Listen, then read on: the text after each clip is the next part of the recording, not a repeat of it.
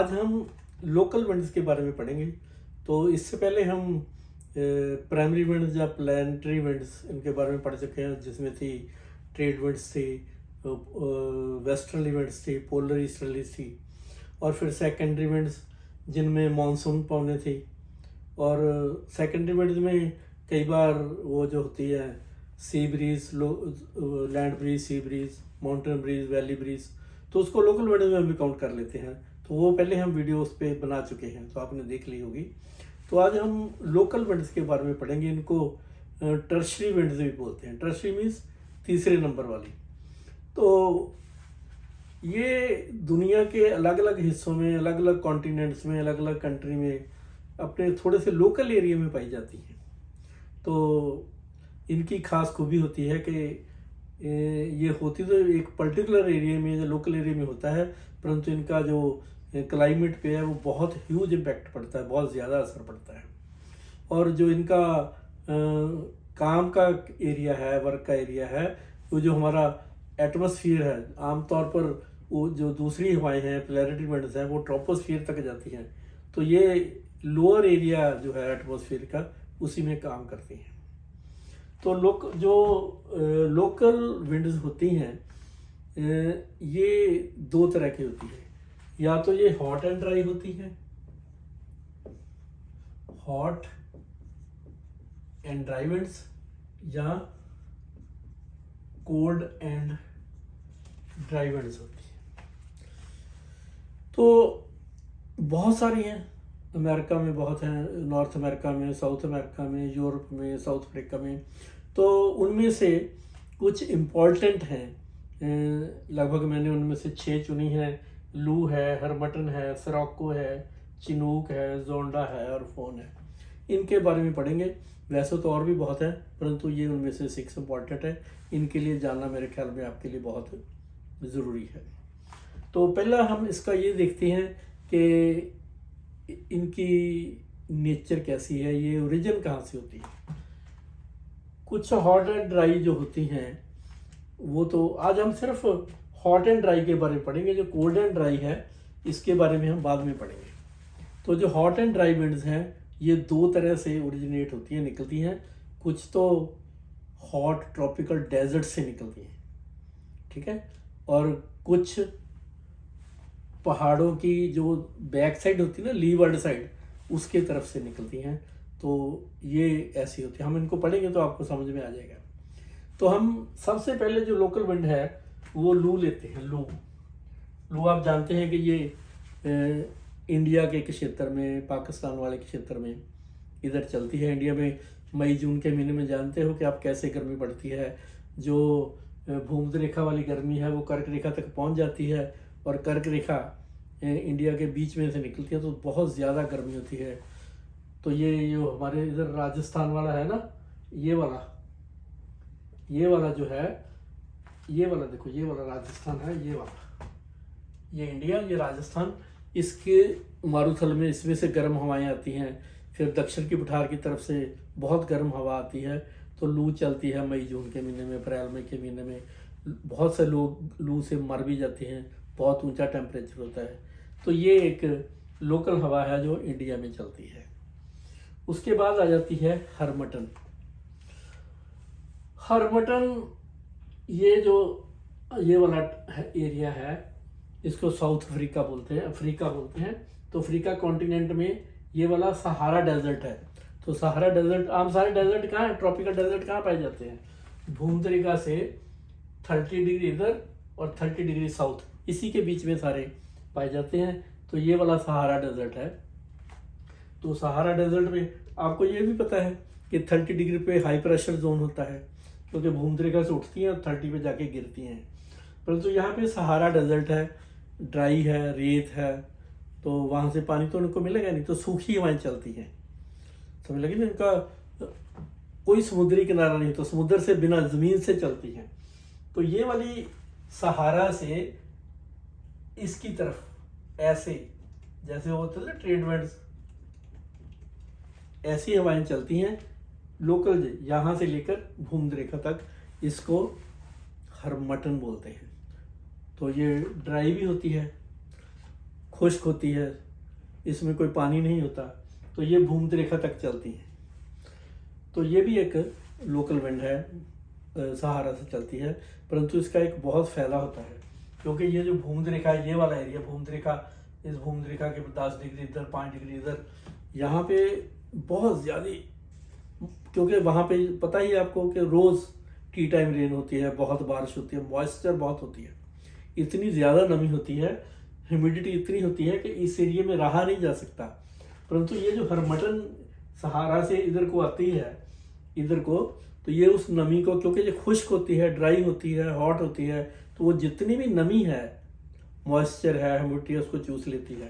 तो इस एरिया में ये वहाँ नमी को ख़त्म करती है, और वहाँ का जो रहने का जो है वो लोग इस योग्य बन जाती है, वो लोग रह सकते हैं उस एरिया में।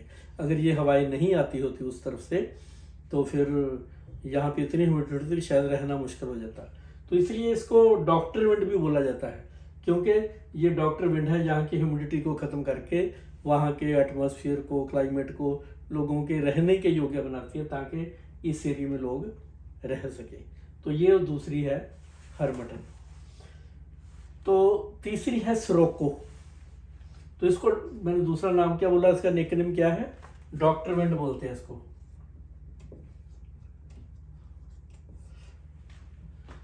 तीसरी है सिरोको।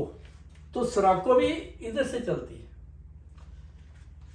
यही सहारा से, परंतु क्योंकि आपको पता ही है 30 डिग्री से ये इधर को चलती है, वो उधर को चलती है, तो ये वाली जैसे उनको वेस्टर्ली बोलते हैं, तो ये सिरोको इधर को चलती है, इधर को ऐसे।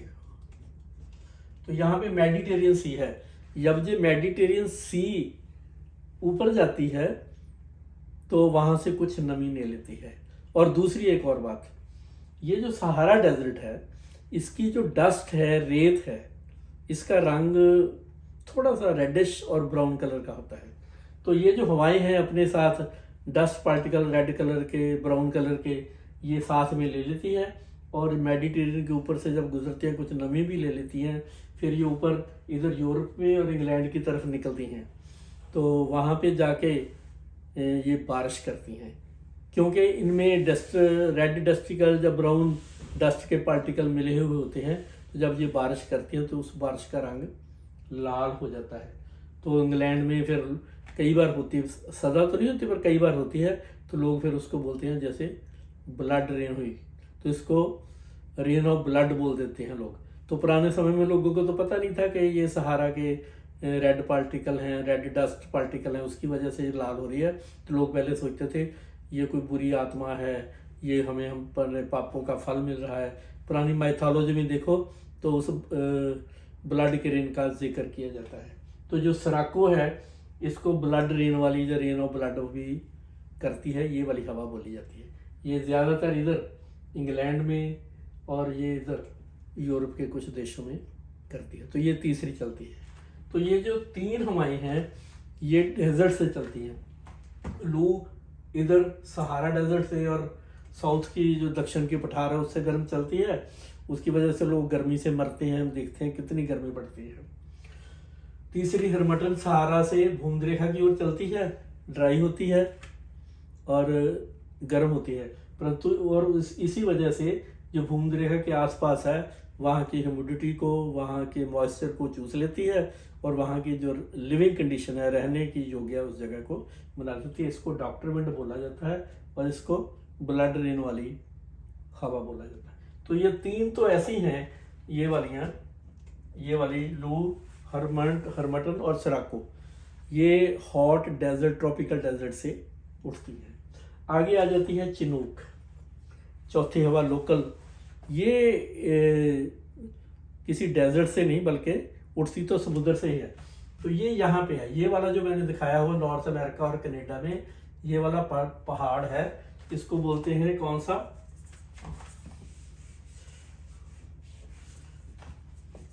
रॉकीज,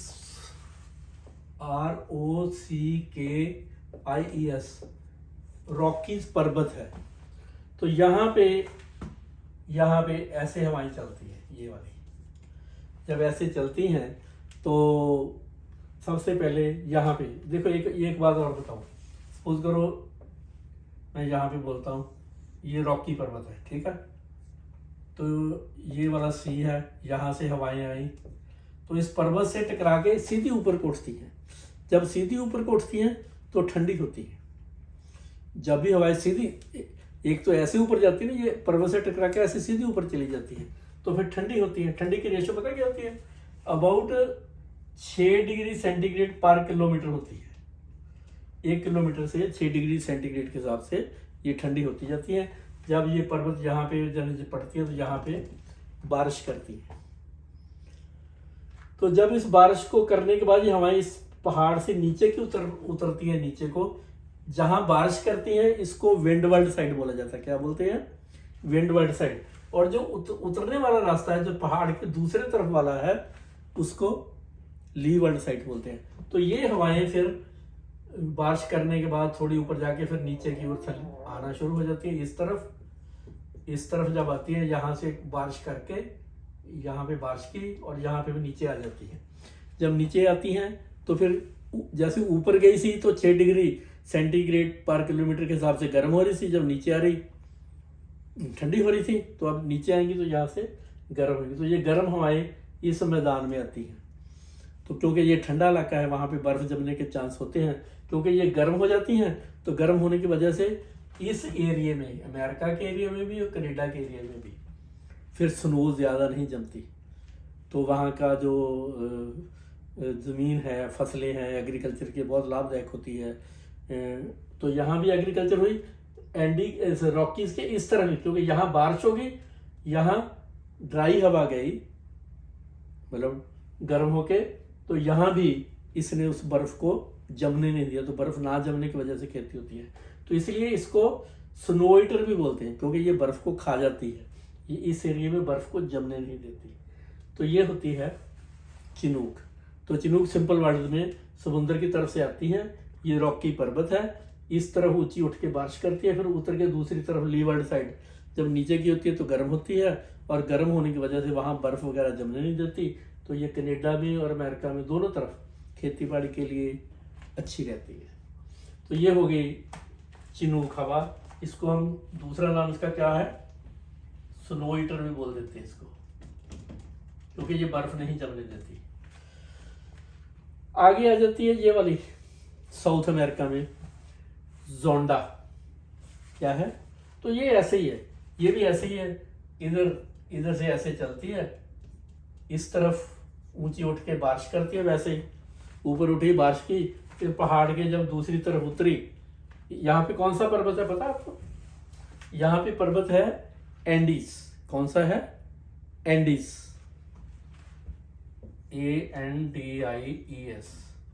तो एंडीज पर्वत के इस तरफ बारिश कर ली, परली तरफ जब नीचे उतरी गर्म हुई तो वहाँ फिर वेदर अच्छा हो गया, घास उगाई, बर्फ नहीं जमी, वेदर वैसे सही हो गया, तो खेती बाड़ी के लिए अच्छा हो गया। तो ये दोनों एक तरह की है। ये है चिनूक, ये है जोंडा।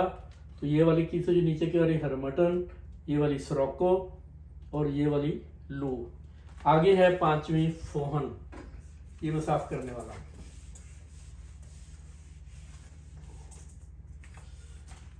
फोहन जो है ये वाला पर्वत है, ये वाला, इसको एल्प्स पर्वत बोलते हैं।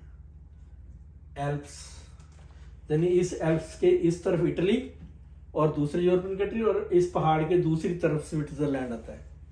तो यहां से ये मेडिटेरियन सी से इधर को हवाएं ऐसे चलती हैं, उत्तर की तरफ, नॉर्थ की तरफ चलती हैं। तो इस एल्प्स, ये वाला एल्प्स पर्वत है, सपोज करो ये वाला एल्प्स पर्वत है, ये वाला। तो यहां से गई बारिश, तो इस तरफ टकरा के यहाँ पे इस तरफ बारिश कर दी। जब बारिश कर दी तो हल्की होकर फिर ऊपर उठी और पहाड़ एल्प्स के दूसरी तरफ उतरी तो वहां पे थोड़ी सी इनका, जब नीचे आएंगी तो गर्म होंगी ना। मैंने बोला कि 6 किलोमीटर पर 6 सेंटीग्रेड पर किलोमीटर के हिसाब से गर्म होंगी। जब ठंडी के ऊपर जाएंगी तो ठंडी होगी, नीचे आएंगी तो गर्म होंगी। तो जब ये एल्प्स पर्वत को ऊपर उतरती हैं तो स्विट्जरलैंड में उतरती हैं। तो स्विट्जरलैंड में फिर क्या होगा? कोई गर्म हवा होती है, स्विट्जरलैंड तो ठंडा इलाका है, बर्फ बहुत होती है, परंतु इसी फोहन की वजह से, उस हवा का नाम है फोहन, तो फोहन की वजह से स्विट्ज़रलैंड का जो क्लाइमेट है वो बहुत बढ़िया हो जाता है। तो लोग फिर इसीलिए वहाँ घूमने जाते हैं। यानी स्नो भी होती है पर टेम्परेचर इतना ज़्यादा ठंडा भी नहीं होता। तो उसको क्या बोलते हैं, स्विट्जरलैंड जो है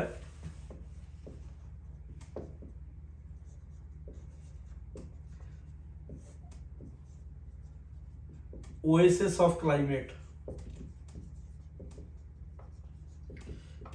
ओएसिस क्या होता है? ओएसिस होता है नखलस्तान। जैसे रेगिस्तान में, सहारा डेजर्ट में, या अपने राजस्थान वाले डेजर्ट में रेत ही रेत है, मीलों तक रेत फैली हुई है, गर्म इलाका है।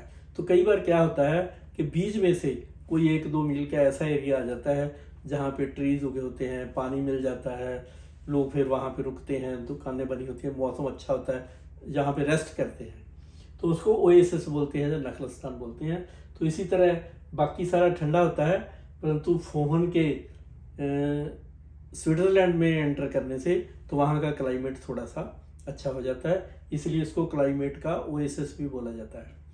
तो बस ये हैं 6 लोकल हवाएं। तो हम इनको फिर थोड़ा सा सिंपल सा सबमिट कर लें कि ये जो लोकल हवाएं हैं, ये जो पहली 3 हैं ये तो हॉट डेजर्ट से उठती हैं, और ये जो चिनूक है, जोंडा है, फोहन है, ये समुंदर से उठती हैं।